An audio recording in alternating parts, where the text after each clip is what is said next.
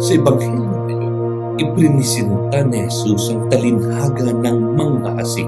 Bawat isa sa atin ay tinatawag na maging buting lupa, isang pusong handang makinig, umunawa at magbunga ng masaganang espiritual na biyaya.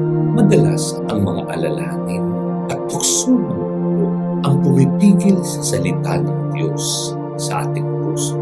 Sa kapistahan ito ni San Charbel, isang ermitan na pumili ng buhay katahimikan at panalangin sa kanyang pagtalikod sa ingay ng mundo, ang kanyang puso ay naging napakatabang lupa na nagbunga ng maraming himala at malalim na pag-ibig sa Diyos.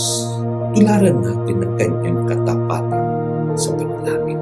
Panginoon, alisin mo sa aming puso ang tinik ng pag-aalala at ingay ng mundo.